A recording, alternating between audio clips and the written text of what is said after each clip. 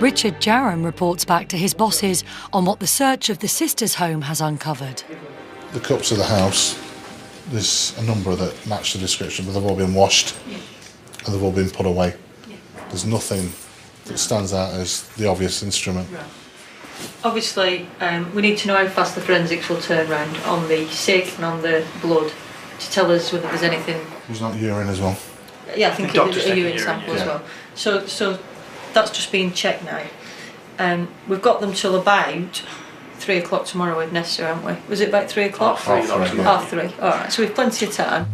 The detectives discuss the plan of action for the next day. Shabana is required to give vital information before she rejoins her husband. There may be stuff we need to clarify tomorrow after the interviews. Yeah. So we may need another interview with her. We'll then take her back home. Yeah, right. And we'll get... The agreement is that if we take her back, we get a statement off husband. Right.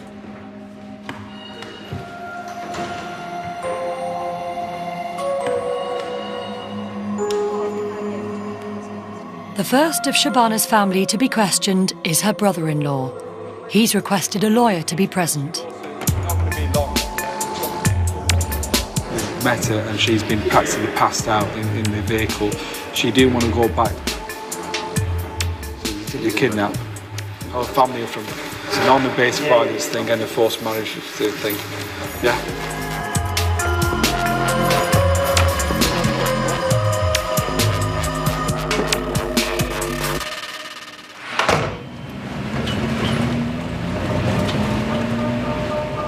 Whilst her brother-in-law is questioned, Shabana heads for her hotel. Her revelations have left the police with many unanswered questions. We've got a girl who, for whatever reason, has become stupefied by a chemical of some description. We don't know what the reason for that was. Is it just to be able to control someone, right up to, is it to do someone some serious harm? In which case, you go from one low spectrum of seriousness right up to potentially murder.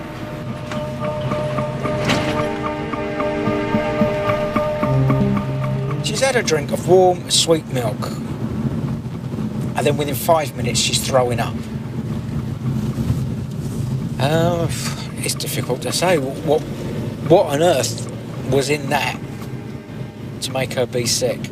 It's all going to come down to toxicology reports. What is actually in her system?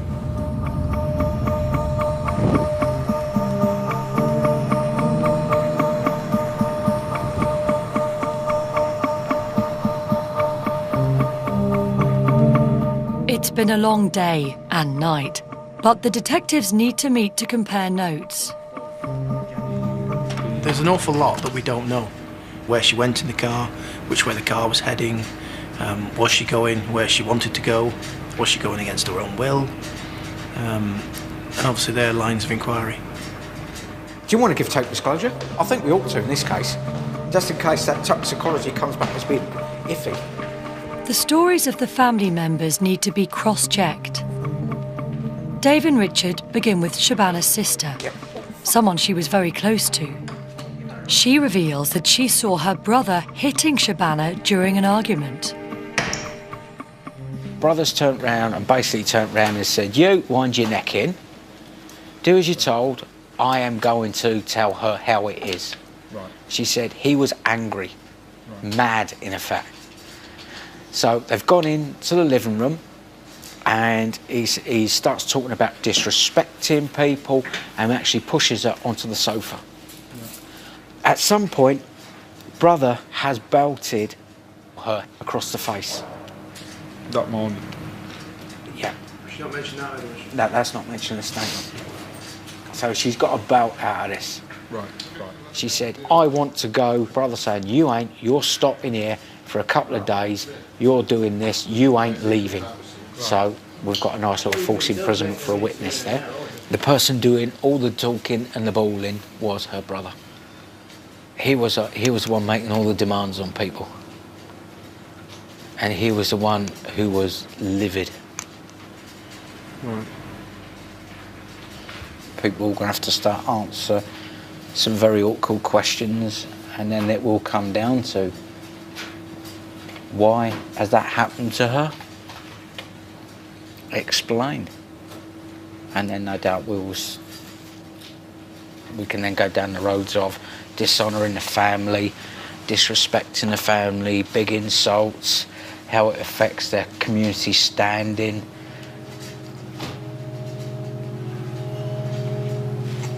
And see what they have to say. Shabana's father is asked about that honour issue. I said, well, you keep mentioning this honour, you know, about bringing shame to the family, dishonouring you, bringing disgrace to the family. And that, so he explained that, no, we don't, although people do believe in that, other people, but he doesn't. The police case is building, and the detectives decide to arrest Shabana's brother. But because they've heard he was violent towards his sister, Dave Souch calls in some support. Unfortunately, we don't know a great deal about this lad, if he's handy or anything. That's why we'd like a section van there to transport him back to Greenbank. OK. Thank you very much. Cheers, mate. What we're going to do is lock him up first, keep him away from other family members, and then Part 4 bail those who are already in custody, and then we'll deal with him in the morning.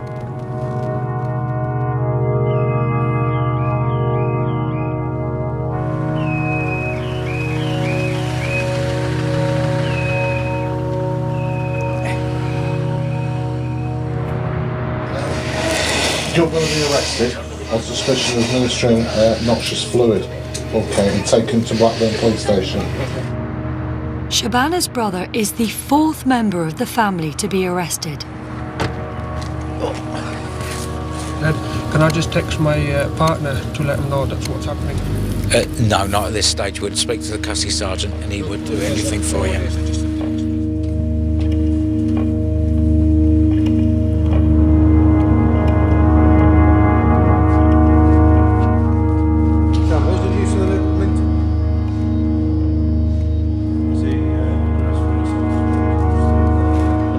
Shabana's brother has a powerful role within the family.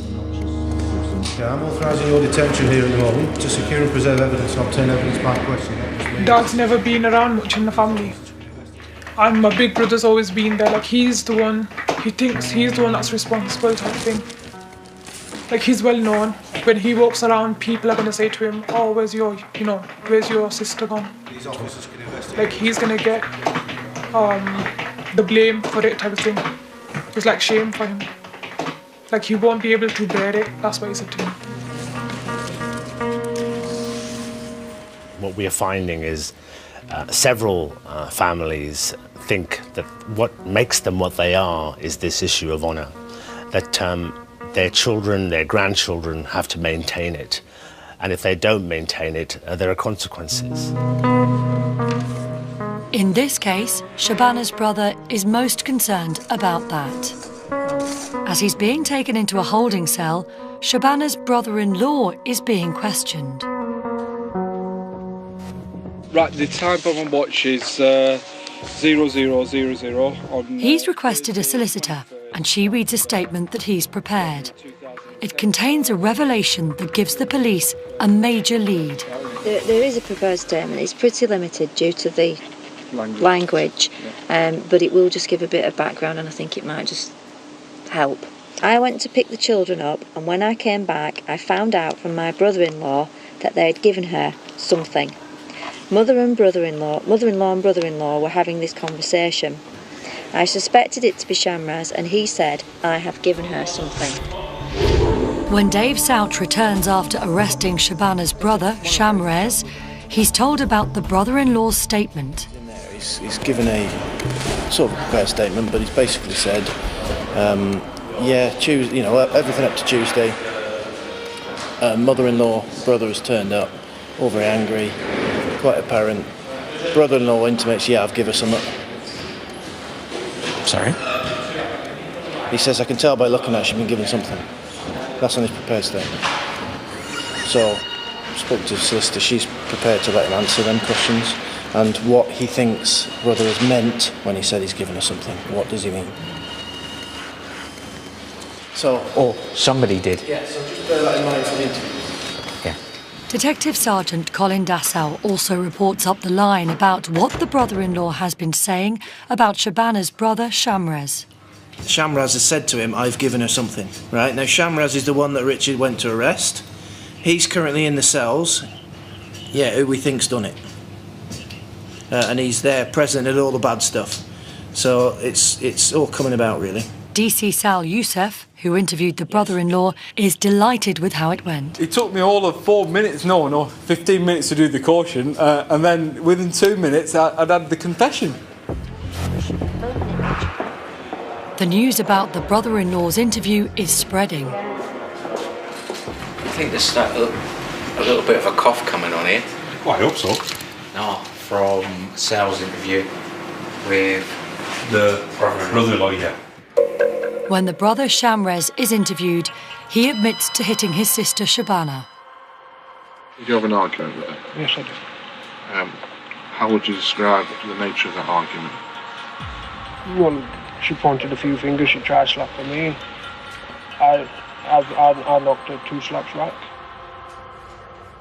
Dave Souch also questions him about his visit to Shabana's house when she was away. So what gives you the right to go collect her belongings and take them away from the house she wants to live in? She's 23. I don't. Right. Basically, I don't. Shabana's sister and father are going home on bail to return at a later date. Both have said they know nothing of any plot against Shabana. Her sister rejects the allegations against her and says she is very close to Shabana. Shabana's father is separated from her mother and is stunned by the charges against him. You've no suicide or self-harm issues, have you? I won't. No, I won't, he said. You too. That's good enough for me. Yeah. Because I'm not guilty, so... People do, unfortunately, so we have to ask the questions. I might have a heart attack or something, because what's she done with us. Don't tempt fate like that.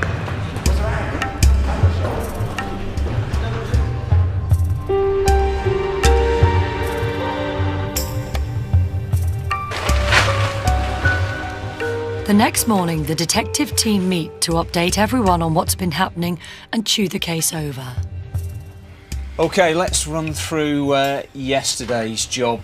Our concerns are that if she's been drugged, what was the purpose of the journey in the car?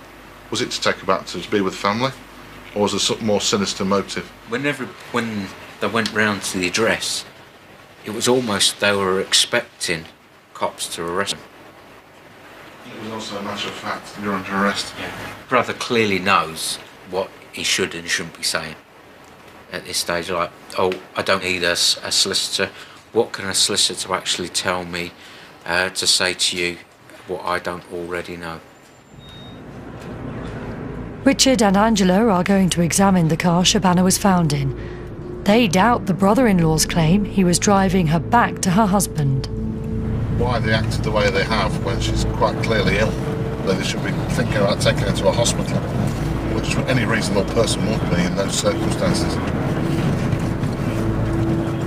The course of action they're taking is bizarre. But it wouldn't be bizarre if their intention was to stupefy her, so she doesn't put up any resistance. Or to stupefy her to harm her in some way. At the pound where the car is being held, a police photographer has already arrived to start. The first of Shabana's family to be questioned is her brother-in-law. He's requested a lawyer to be present. We've met her and she's been practically passed out in the vehicle. She didn't want to go back. So they kidnapped. Our family are from... It's an honour-based violence thing and a forced marriage thing. Yeah.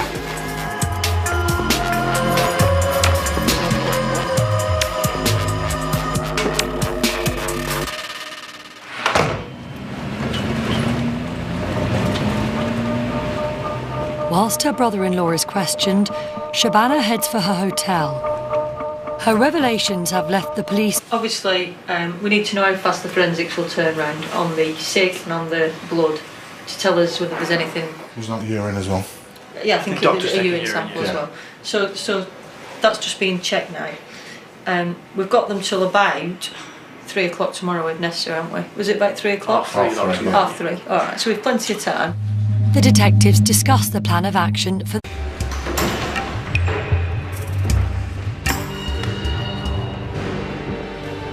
Richard Jarram reports back to his bosses on what the search of the sisters' home has uncovered. The cups of the house, there's a number that match the description, but they've all been washed and they've all been put away. There's nothing that stands out as the obvious instrument. The next day, Shabana is required to give vital information before she rejoins her husband. There may be stuff we need to clarify tomorrow after the interviews. So we may need another interview with her. We'll then take her back home. And we'll get, the agreement is that if we take her back, we get a statement off husband. Right.